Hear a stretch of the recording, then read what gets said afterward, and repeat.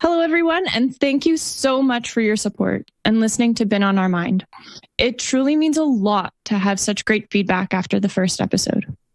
As mentioned in the description, the idea of this podcast is to spend some time talking about things that have been on our minds.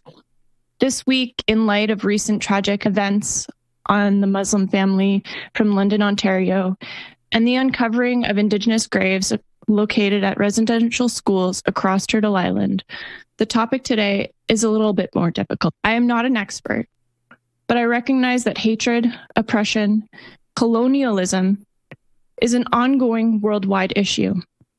Where I reside, it is the original home of the Anishinaabe people, also known as the Robinson-Huron Treaty. There are parallels between the two worlds of the Indigenous people of Turtle Island and the Palestinians in the Middle East. Today, we will be talking with Sarah Awad, who is a Palestinian who has lived in different places across the world except for Palestine, as her grandparents were never granted the right to return. She is passionate about advocating for Palestinian rights and to end the occupation in her beloved homeland. She will be sharing the Palestinian truth by amplifying the voices of the oppressed and challenging the Western narrative. Hi, Sarah. How are you today? Hi, thank you for the intro. I'm very good. Thank you very much, Kristen. As I ask all of our guests, what has been on your mind lately? Okay, so on a very light note, I have been thinking of booking a trip because I really need to get out of here. COVID has been really difficult, and it's been 2 years that I didn't travel. So I'm looking at different places to go to. That's so exciting. Yeah. On a more personal, cultural, humanitarian level, I have been thinking about Palestine like a lot.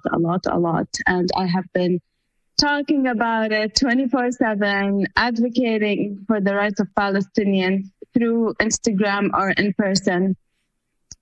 And, trying to, even like myself, I'm Palestinian, as you said it, but I'm even learning so much about the Palestinian struggle because I have been, and my family have been stripped away from our country and our culture. And with that comes the lack of knowledge about what's happening exactly, right?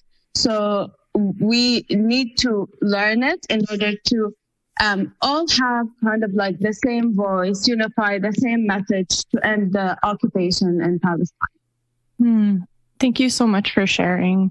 I'm excited for you to be able to travel, especially because of COVID and everything. So that'll be a nice relief. You mentioned your culture, and I know that the Palestinian headscarf has quite a big significance. And I was wondering if you can explain to us about that. Okay, so it's called the kufiye or the keffiyeh. Traditionally, people don't wear it as a headscarf, but I did in my photo and the bio because, I thought I just like to wear it 2 in 1, right? And so it has a lot of cultural significance, and it has been very vilified in Western media. I don't know if you've seen posts about it being linked to terrorism. And there was like a lot of buzz around that. Like you would just Google, what do terrorists wear? And then that would be the first thing that would pop out. And it's extremely hurtful and heartbreaking. You've seen what happened in Canada with Muslims because the hijab itself has been vilified and has been associated with terrorism, right? So it brings a lot of hate towards both our religion when it comes to hijab and to Palestinians when it comes to the keffiyeh. The keffiyeh has a very important significance for Palestinians. It used to be traditionally worn by Palestinian farmers when they used to work the land. And the patterns on it, there's 3 different patterns. One of the patterns, you can see the olive tree, like the leaves of the olive tree. And it shows how important the olive tree is for us. It's one of the main agricultural sources for Palestinians. And it's also, the olive tree itself is a sign of strength and resilience. And then there's another motif on it, which is fishing net. and that links the Palestinian sailor. It shows you the link of the Palestinian sailor to the Mediterranean Sea. And then you can see kind of solid lines on the kefiyeh. And these solid lines represent the roads that merchants and other people used to go like in and out of Palestine for commerce or for cultural exchange. So it is a very important piece of clothing. And yeah, we hold it very close to our heart. Thank you so much for sharing all of the intrinsic details that are involved with what was it called again? Sorry. So we have different accents, right, in our dialect in Palestine. My family, we call it kofiyeh. Kofiyeh. But people more generally call it a kefiyeh. Kefiyeh? Yeah. Okay, cool. Yeah. Thank you so much for that. I think that description will definitely enlighten people about the significance around it and the importance to your culture as well. And I want to add also that it's not only Palestinians who wear it. It's also a sign of solidarity with Palestinians. You can see people in protests wearing it all the time. And it's and we don't consider it cultural appropriation at all when people wear it as a sign of solidarity. However, when people use our cultural clothing for other purposes like fashion without recognizing its association with our culture and without taking into account like the Palestinian struggle into consideration, then that would be cultural appropriation. Thank you so much for sharing that as well. I have a question. So many people may or may not be aware about what's happening in Palestine right now. So do you mind telling us about what has been ongoing in your ancestral lands? Yes, for sure. So what's going on in Palestine has only gained attention or media attention in the last month or so. Before there were talks about it, but it was contaminated talk because it was all like narrated through a supremacist point of view and the colonizer point of view. However, lately, people on the ground have been showing us and talking about what's going on from the Palestinian point of view and from like the first person perspective without really being associated to any kind of like organization or journalism or anything. It's just like real people on the ground telling us what's happening.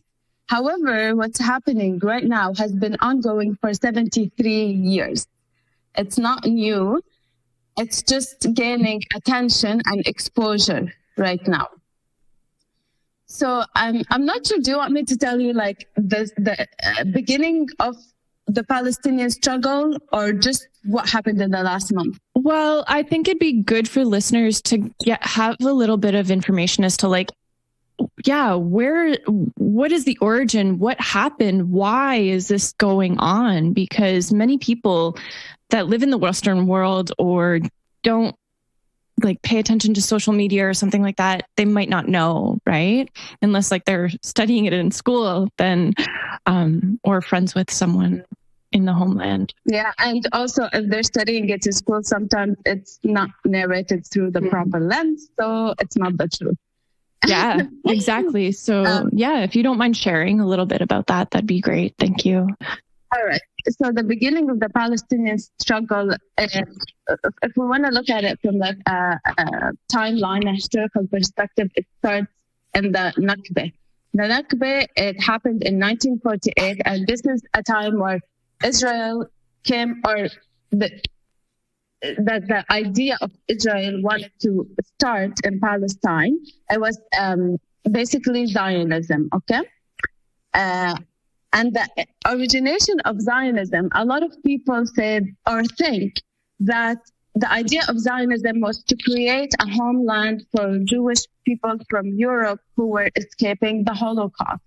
However, Zionism, its own idea, like the origination of the idea of Zionism didn't start then. It actually started way before the Holocaust.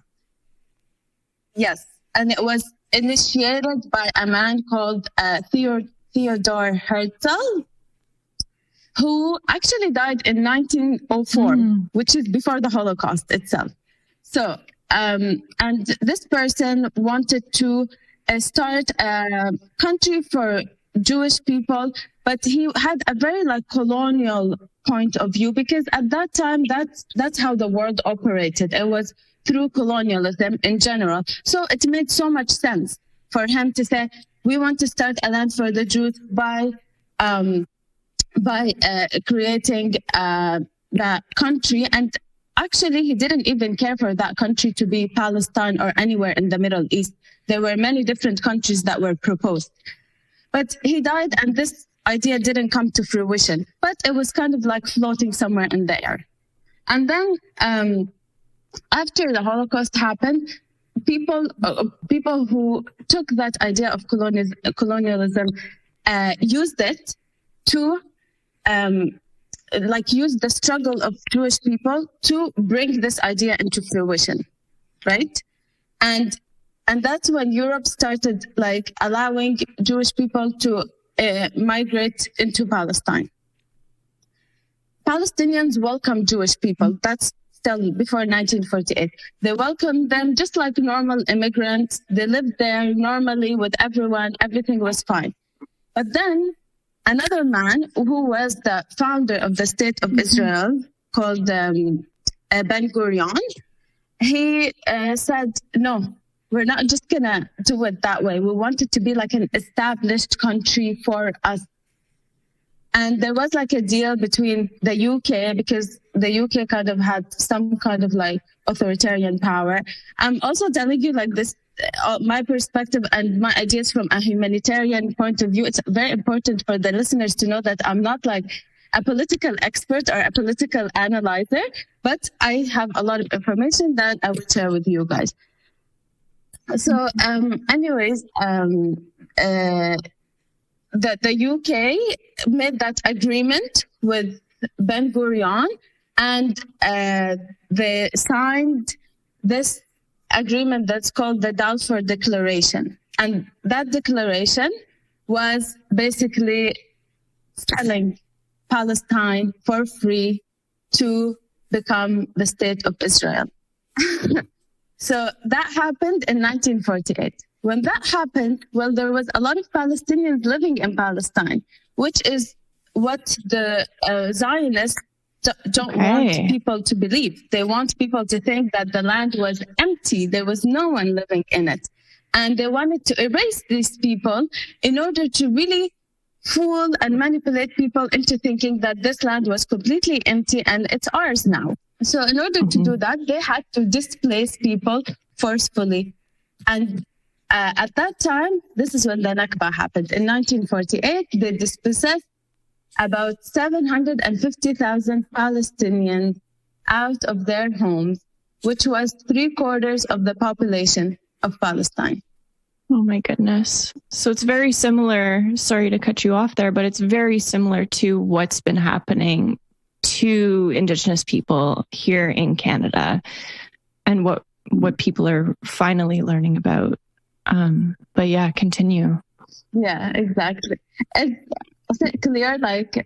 I'm making sense in the storyline? Yeah. Yes, very much so. Okay. Very much so. Yeah. So these 750,000 people, some of them were displaced into other areas of Palestine. So their homes were taken specific lands that were of high value to the Zionist ideology. And they were displaced into other areas of Palestine. But many of them were completely kicked out of the country. They became refugees in other countries, and they are still. So look, I have friends whose grandparents are refugees of Palestine, and these friends, they are still under refugee status to this day. They don't have any kind of citizenship in the world. They live in exile, and they have travel documents. They don't even have a passport. So they're refugees of Lebanon, they're refugees of Jordan, they're refugees of Syria, because they were not allowed to stay in their country. Wow. We're going to take a short little break right here. and we'll come back in a second. All right, so we're back. The topic is, of course, not the easiest for myself and probably yourself to discuss, and also for listeners to listen to. But at the same time, I feel as though it's very important to talk about and make space for the difficulties that humanity is facing, specifically Palestinians and also Indigenous people across the world, because colonialism has been an ongoing issue. Hatred and oppression have been ongoing issues, and it's time for us to start shifting that narrative. Can you now speak to what has been going on within Palestine this past month, and why has it all of a sudden, it seems, even though it hasn't been, because it's been ongoing for 73 years, as you had mentioned, but why are things just really starting to come to light now?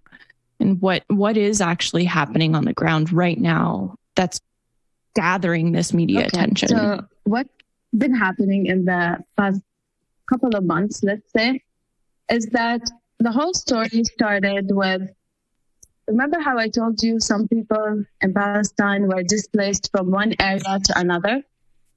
Yeah. Okay, so these people, like a group of them, live in an area called Sheikh Jarrah. Let's remember that these people have already been displaced to this other area that's called Sheikh Jarrah. They were given homes by the UNRWA and by Jordan to, like, you know, have a place to live. And so lately, because Israel's occupation of Palestine didn't end in 1948, over time, they took on more and more and more and more land illegally. And so they want to keep doing that, right? And so lately, there are specific neighborhood that's called Sheikh Jarrah that they really want to take control over. It's in East Jerusalem, and they already have taken some homes, and there's already settlers who live in this area illegally, but they also want to take on more and more homes. And so there's 4 families who have been threatened to be dispossessed. And these 4 families have been kind of fighting it very strongly. And they've been very, very vocal about it. There's 2 specific people. And if your listeners really want to listen to anyone in this world about the Palestinian struggle, they should listen to Muhammad Al-Kurd and Muna Al-Kurd. I can give you their Instagram and you can put it in the episode description. But Muna Al-Kurd, she shows you what happens outside of her house every single day, like 24/7, with the IOF being there all the time, settlers harassing them, being mistreated like 24/7, even having a blockade on the streets itself, and not being able to have visitors and family come visit them. And even if they want to go outside and inside their own neighborhood, they have to show their ID. It's ridiculous.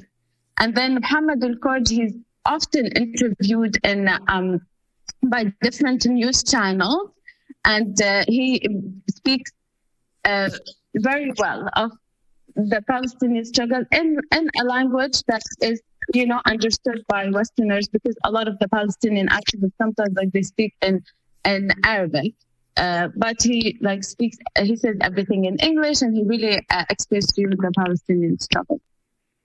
So these 2 people are 2 of the main activists with what's going on right now. And them and their families have been fighting so strongly against having their homes taken away from them. And there has been a lot of social media buzz about it.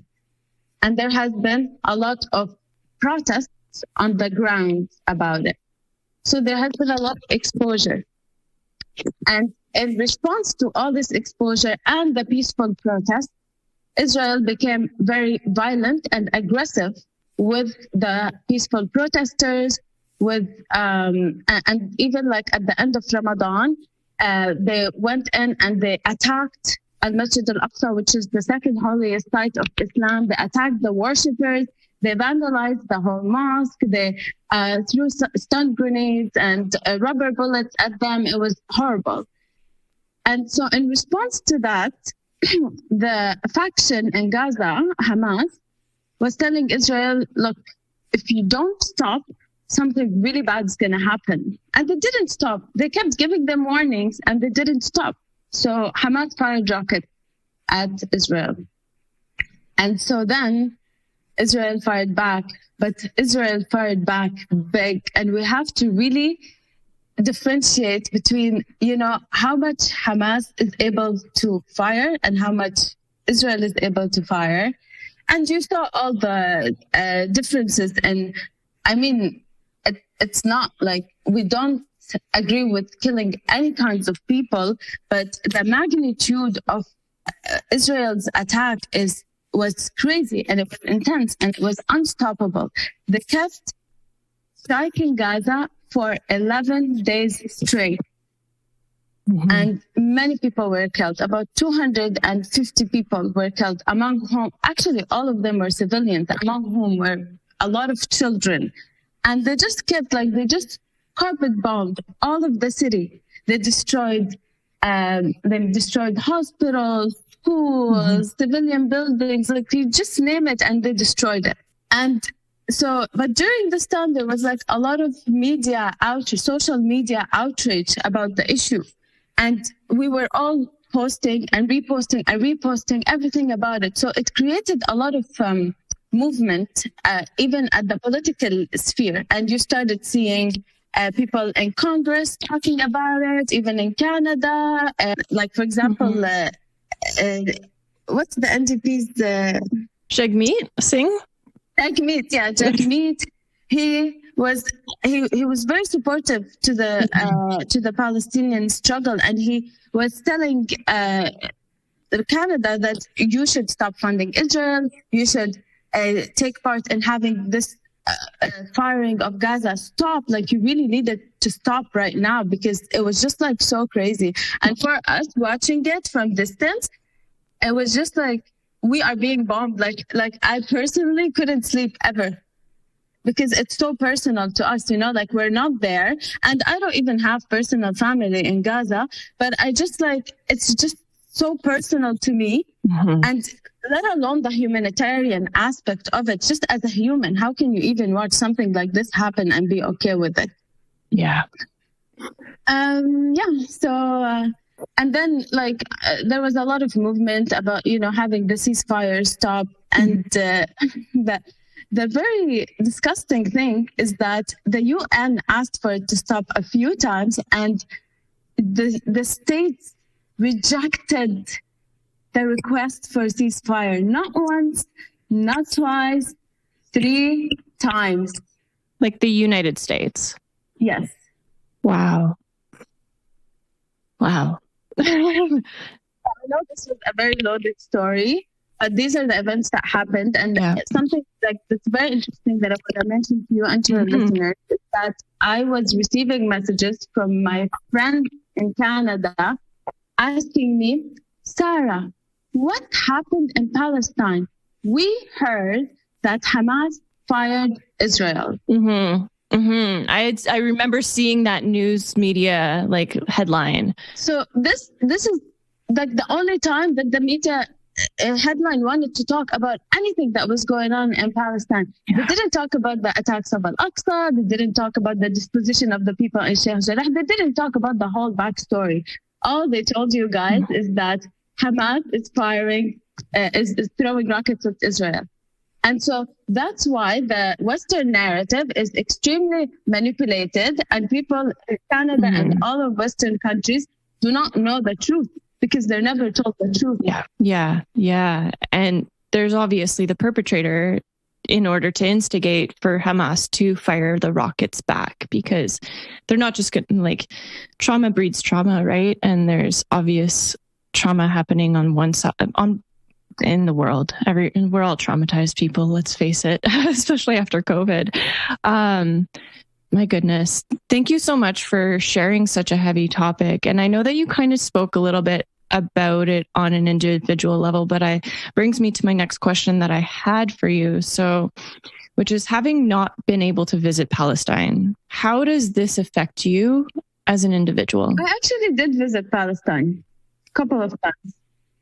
Okay. I just wasn't allowed to visit it before having become a Canadian citizen. I know, this is weird. So, before holding a Canadian passport, I held a Jordanian passport. I never had any document to prove that I'm Palestinian. Neither did my parents. Neither did my grandparents. Okay. But because my grandparents were originally from the West Bank area, which is not the area where people were displaced from in 1948. It's like, we call this the 1967 area, because later, like after 1948, in 1967, there was another mass disposition of people in Palestine. And so my grandparents were from that 1967 area, which based on like my parents' explanation of it, they said that it was kind of like ruled under Jordan, just that West Bank area. So when the occupation started and Israel came in, Jordan was like, okay, so whoever is from the West Bank area and was outside of Palestine, we're just gonna grant them a Jordanian passport. So we just became Jordanian citizens because of our association to Jordan, like through that geography, right? And my parents were actually able to go to visit Palestine during their youth. But at some point, some things happened, and like a lot of political things happened. There was like an event that's called Intifada, where there was like a resistance, like a massive resistance and uprising of Palestinians against the occupation. And after that time, they just stopped giving people a visitation permit to Palestine. And because of that, when I was born, because the Intifada happened in 1987, I was born in 1989. I just wasn't allowed to visit ever because of the revolution, because Israel thought of the revolution as a threat to its existence, and so Palestinians who were outside of the country were never allowed to visit through a permit anymore. And so like it was always my dream to visit Palestine. Like I really like wanted to go there, and like I just knew that there was no way for me to go there. But my dad, through like his life like I don't know, planning and career planning and stuff, he just ended up in Canada. And because we ended up in Canada, we lived there for a while and got the Canadian citizenship. And after that, because you have a Canadian citizenship, you're allowed to pretty much go everywhere in the world, including Palestine. So yeah, I basically had to acquire a different identity in order to go back to my homeland. Yeah. Wow. Yeah. It's interesting how the turn of events brought you to Canada and then gave you the citizenship to then be able to actually visit your ancestral land. I just feel very like this is a lot of information, and I'm really thankful that you're here sharing this with us, because there's a lot of pieces that I wasn't aware about before, and I'm sure a lot of people that are listening will probably feel the same way. Yeah, and I'm sure that a lot of it would be so complicated for everyone.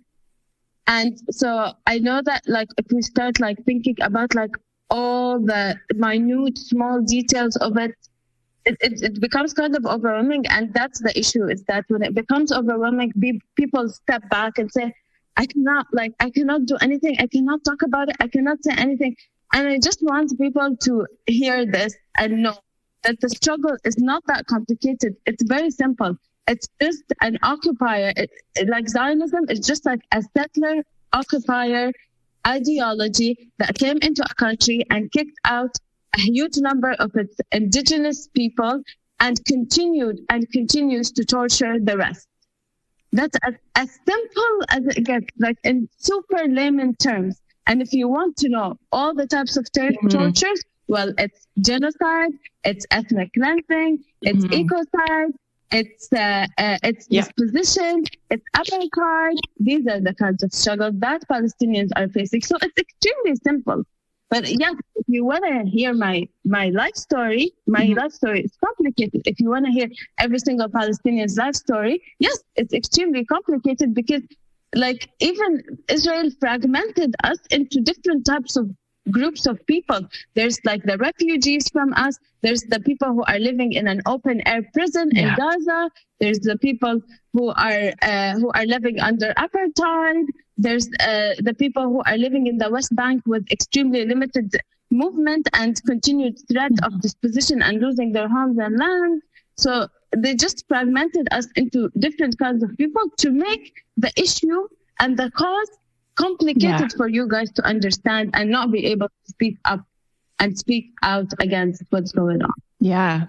And exactly as you mentioned, when it becomes overwhelming, people, they disassociate themselves from it because they just don't know what to do and where to go. And which kind of brings me, I had another question before this one, but I'm going to skip to the next question. So this one is exactly that. What can people who live in the Western world do to support you and others who are being oppressed? Okay.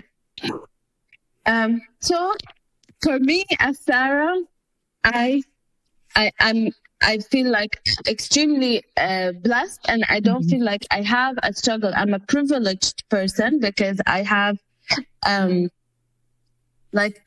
had different opportunities, right?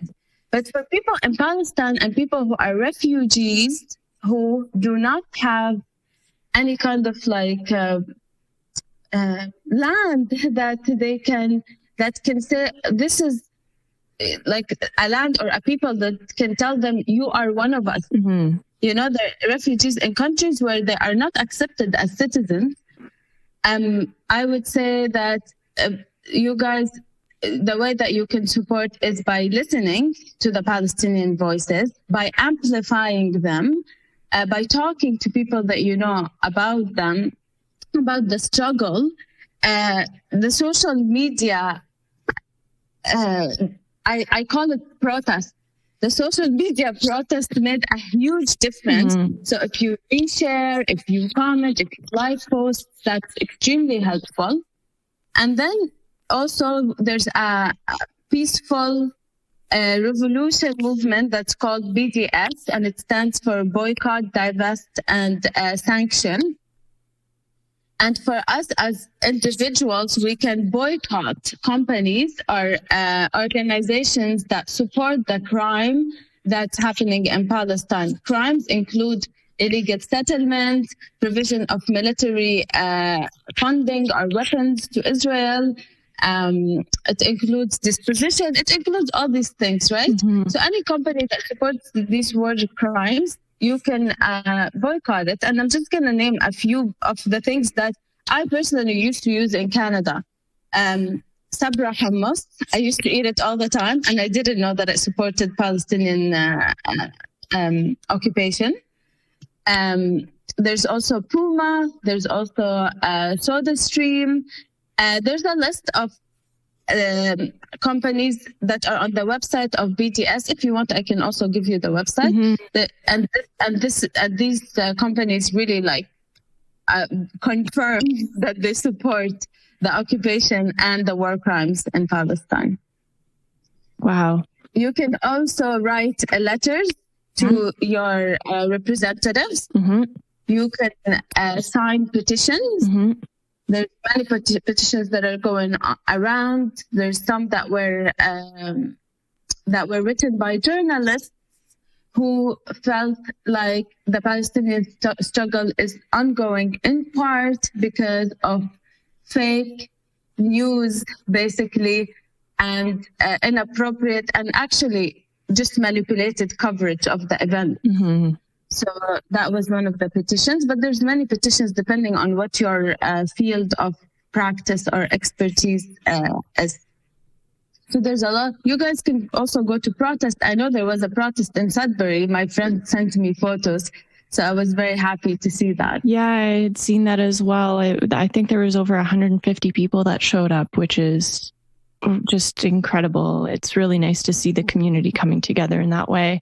And I appreciate all of the different various ways that you mentioned that we can utilize our voice and our essential privilege as individuals within the Western world to shift the narrative and educate ourselves. And our voices matter. And when we take that action towards calling out the wrongs and holding people accountable, it makes a difference. It really does. And which kind of brings me to another question is, what inspires you to speak up for those that are being oppressed? I know that your ancestral lands, but at the same time, like, I know that as an individual, it does get overwhelming, even for yourself, I'm sure. So like, what is it that, like, what's that thread that continues to pull you forward?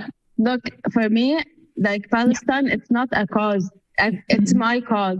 Like, it's part of my identity. It's something, I mean, some people might think that I'm extreme or whatever, but you know how you if you had a baby, for example, you wake up in the morning and you check on your baby. The first thing I wake up, I check to see what happened yesterday, because now I have access to accurate coverage. And once I know this kind of information, I cannot stop talking about it. If I didn't have access to accurate coverage, of course, what can I do? Like, there's nothing. I'm not going to start dissipating false information that would harm my people. So it's for me, it's just part of who I am.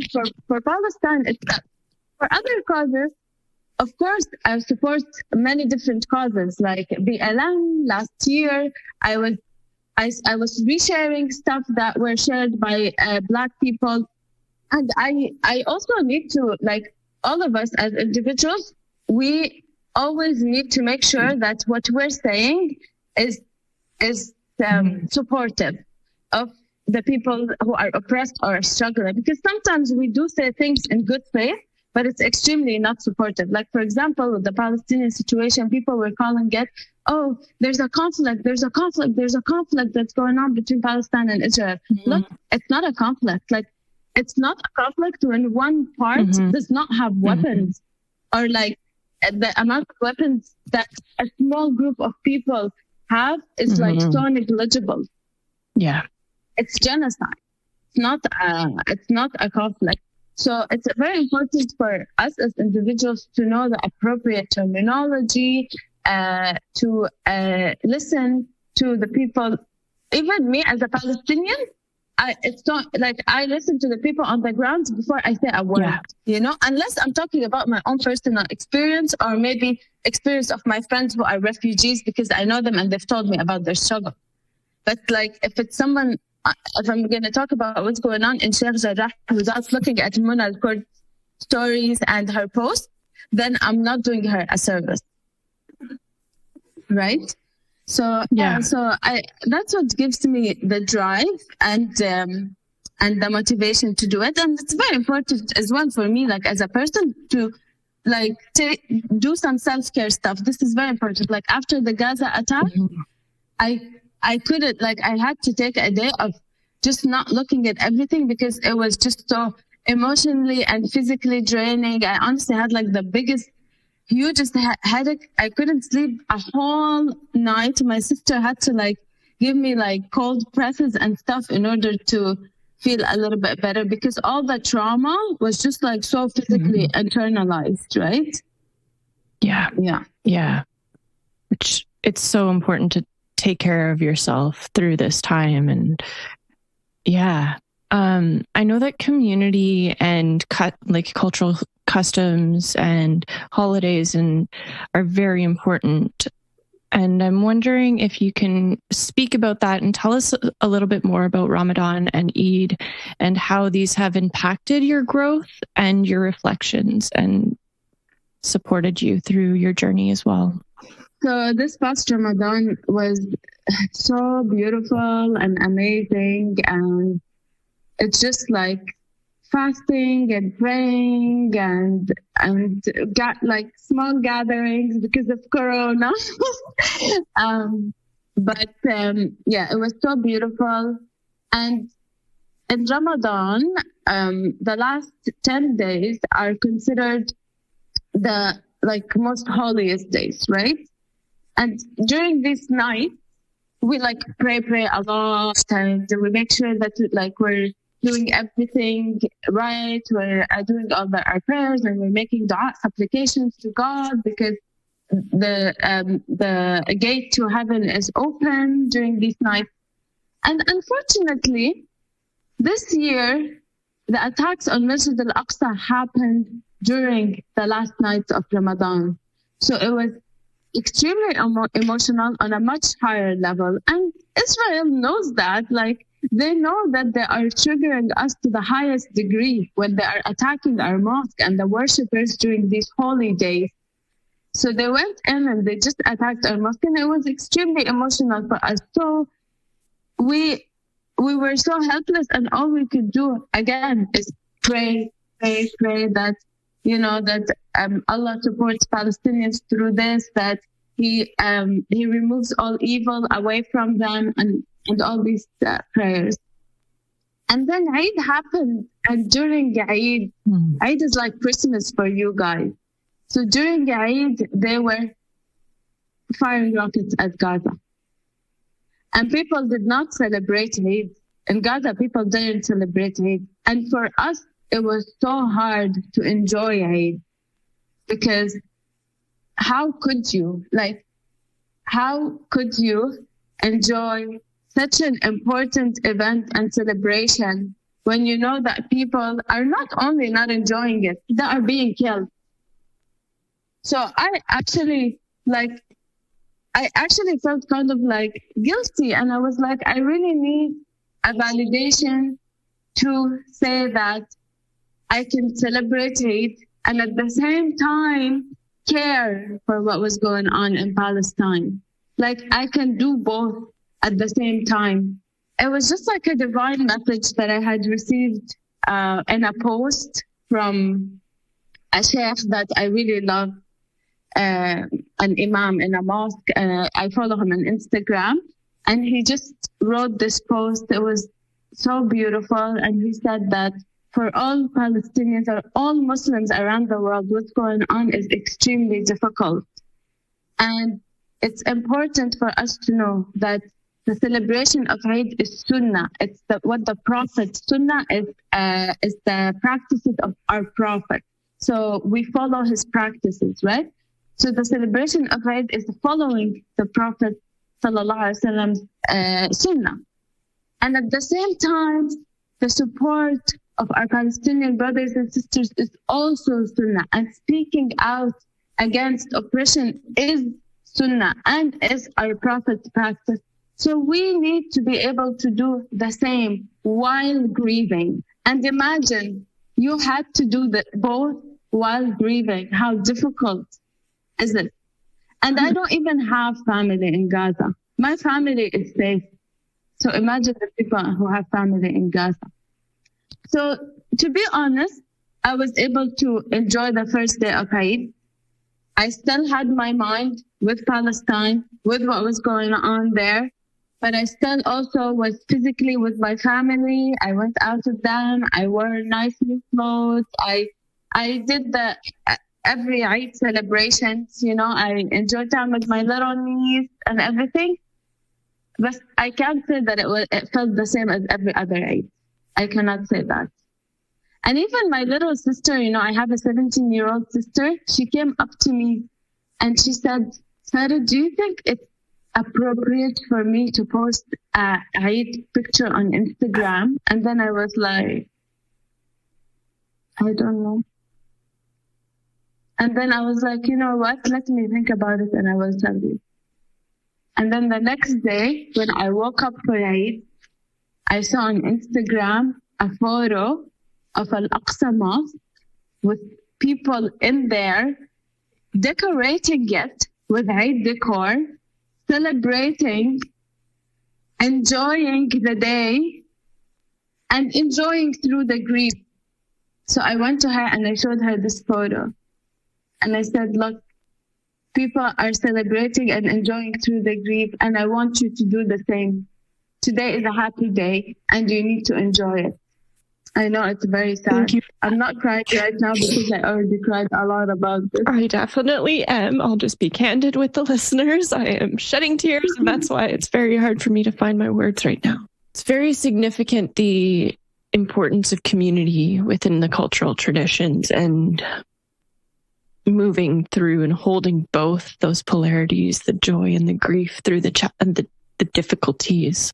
What does community mean to you through this and through life?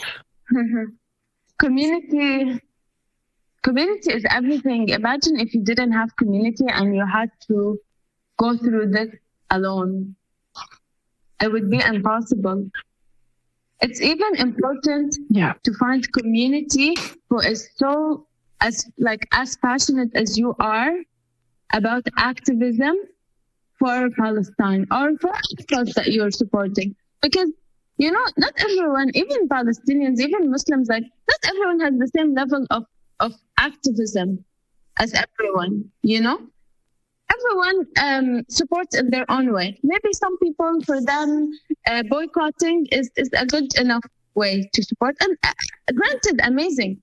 Maybe some people, for them, going for a protest, it's a great way to support. It's also amazing. However, when you feel like you are involved in all of these as much as you can, whenever you have an opportunity, you need to find also people who are also as involved, because otherwise you feel like, am I crazy? Am I the only one? And even my sisters and my mom, sometimes they go you need to slow down, a little bit. And I was like, no, I don't need to. I slow down when I feel like I'm overwhelmed. As long as I don't feel like I'm overwhelmed, I find small support groups that help me through different things. Even speaking to you about this is supportive to me, because I feel like I'm able to articulate the Palestinian struggle to people who may not know anything about it. And for me, this is so important because it's reaching one of the end goals of what we're trying to do through activism, right? So yeah, your community, my family is community. I even have a small Palestine book club that I started with one of my friends, and together we are community. My friends who when we talk about the posts that we repost on Instagram, that's community. So all of these different support systems that we have to carry on with the cause are so important. And for me also, there's people that I consider community leaders. And these people are the people that I listen to and learn from, because they are from the grounds, or they're on the ground, or they're living the struggle, or they have been advocating for the Palestinian cause for so long, and they know so much about the situation. So really finding all these pieces of community are extremely important in person and through media or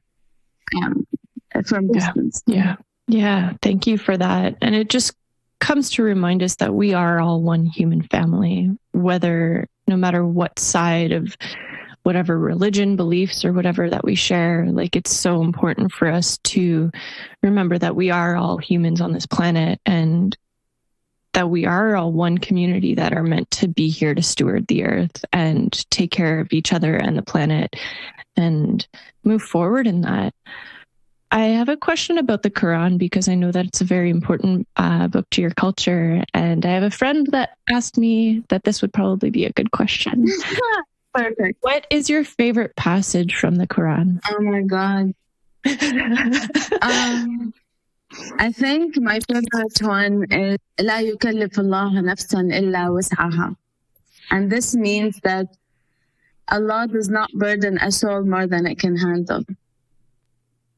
And this is a very important reminder for us when we look at our own personal life struggles when we look at other people's struggles, when we look at our capacity to do anything in life, whether it be activism, whether it be performance at work or school or whatever, any challenge that we are faced with, even when it's injustice, Allah gives us some kind of strength and power to just get through it and get past that challenge. I remind myself of this also a lot because sometimes I am a bit of a perfectionist and sometimes I'm like a bit of an overachiever. And when I start hitting the the point of exhaustion, I remind myself and say, لا يكلف الله نفسا إلا وسعها. Allah himself does not burden me with more than I can handle. Why am I burdening myself with more than I can handle? And this brings me back to just acceptance of what is. Mm-hmm. Amen to that. I think that's a very important teaching. Can you speak about the importance of the lifelong learning, education, and knowledge over the ignorance and complacency that we can very much easily find ourselves within? Look, I can just give you, for example, the example of BLM, okay?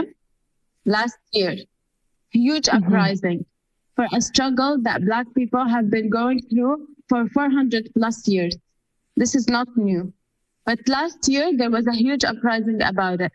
Everyone was talking about it. We were learning about it. We're learning about all the police brutality and atrocities and racism and everything that Black people were going through. And everyone was involved. But then it just like evaporated. And did the Black struggle evaporate? Absolutely not. And so that's what happens. Like, if we have a movement that's ongoing, why do we just stop? Why do we stop getting involved?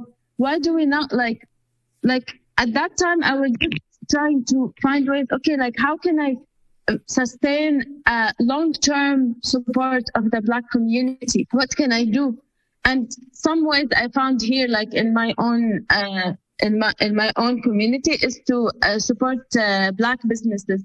And I started buying products from some Black businesses that I remained loyal to until this point. Yes, this is a very small way to support, but this is one of the ways that the Black community was saying that you can support us, So try to find, maybe you're not interested in learning. Maybe you don't care about understanding all the policies, all the laws and regulations around police brutality or discrimination or health inequity or all these things. Maybe you're not interested in knowing all these things, but just try to find one action that you can sustain on the long term, whether it be learning or whether it be doing. Yeah. Thank you for that. Thank you for that so much. I know that you've mentioned your personal self-care and how things can get very overwhelming and that life has its ongoing challenges, and your passage with Allah and knowing that your burdens are never more than what you can handle. But I know that it's so important for you and all of us to take care of our mental health. And I'm curious as to what have you done for yourself in terms of taking care of your mental health through these ongoing challenging times? Spending time with my family and friends, that was a huge one. And I kind of create a boundary for myself where when I'm with my family or friends, I don't really talk, or I talk as little as possible about the Palestinian cause, because they don't need to become aware of it. They're already I live within a society that the majority are Muslim, Arab. Most of my surroundings are Palestinian. So they already know pretty much everything, and I'm already invested in a different avenue. So with them, I limit that interaction and I focus on our day-to-day life. I focus, like, for example, when I call my sister, I talk to her about my niece and I ask her what my niece did that day, or I Skype my niece and that makes me extremely happy. I talk to my other sister about she's preparing for her wedding. So I talked to her about ask her about her wedding preparations, like things like that. Mm-hmm. And also I'm looking to go on a trip. So this is extreme health, self-care, and be very healthy. I sometimes do yoga, but honestly, I've been slacking a little bit, but it does help me when I do it. And I also I really like to hang out with my friends and just do nothing, just chill, eat, watch TV, doing these little things. Wonderful. Those are very important and very much tie into the importance of community and all of that. I'm curious, and I know that this is going to be a big question, but what do you hope that the listeners take away from our conversation today? I hope that they understand that the Palestinian struggle is not complicated, and they understand that everyone has a responsibility to speak about it, or at least learn and then speak or do. If not speak, do. Find ways. I always say this.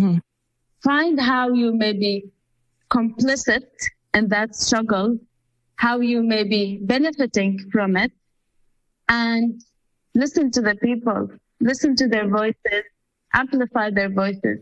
We are complicit, all of us are complicit when we are buying any kind of product that's supporting war crime, then we are contributing to it, right? In Canada, I said that on my Instagram, but in Canada, most of us, when we're living there, we are benefiting from the occupation and the colonization because we are living on indigenous land. Our home is it's built on occupation. So how can we pretend that it's not our problem, right? It is our problem. It's everyone's problem. And very important also, before you start thinking about changing things in Palestine and changing colonization in Palestine, start at home. This is very important because the playbook of occupation is the same. The occupier settler guidelines or 101 book, I don't know what they use, but it's exactly the same one everywhere. So if you understand the one that's used in your homeland, it's basically copy-paste in Palestine. So you'll be more empowered to speak on the Palestinian struggle. Very much so. As you were speaking, there was a lot of different parallels that were coming into my mind, especially being a student of the Indigenous Social Work program currently. There's just so many parallels that I feel like I'll have to bring on somebody else to talk about that for a whole other episode. And there's a lot of information out there as well for people to research as to what's been going on here within Canada. And we also have the Truth and Reconciliation Commission with the 94 calls to action, which only, I believe, 10 of them have been implemented so far in terms of moving forward and changing that narrative here in Canada and Turtle Island. There's definitely a lot of work for us all. And I think it's important and really good that you mentioned for us to work here on our land, but also amplify the voices of the Palestinians that are struggling out there, because once again, we're all a human family, and the only way that we can get through all of this is together and working as a community. So I want to thank you so much for being here with us today and sharing your heart and your space with us. And in order to leave our conversation on a little more of a reflective and positive note, I'm curious, what does joy mean to you? Joy, a loving family and supportive friends. I really love that. And it's sounds like it's been a very common thread throughout your lifetime that you come back to. And I know for myself, it's also a very big thread to me too, and what brings me joy. And we have to hold on to those moments, and because there's not one emotion without the other. There's joy and grief, and they live together. But we have to remember that there is light, and that's why I wanted to add in that question there at the end. And I hope that everyone listening today feels inspired by our conversation and feels a little bit more informed about the ongoing oppression happening in Palestine and feels as though they have a little bit more tools to be able to move forward in making mindful decisions and actions in their life. If you enjoy the podcast, please click the follow button, like and share, review the podcast on the listening platforms of your choosing. And if you really like our work and want to continue supporting us further, please become a Patreon member and also support Palestinian charities as well that are out there, and Indigenous charities, because they're out there and they need your support too. If you have any questions or comments, please contact us at beenonourmindpodcast@gmail.com.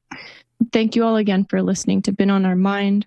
Episodes will be released bi-monthly, so click that follow button in order to be kept up to date on episode releases. Thank you again so much, Sarah, for being here with us today. I really appreciated this conversation, and I feel a lot more informed to be able to go forward. And as difficult as it was, my heart still feels light, and I hope that yours does too. Thank you so much for having me, Kristen, and for giving me your platform and your space to speak on the Palestinian struggle. It's so important. We'll talk to you all soon.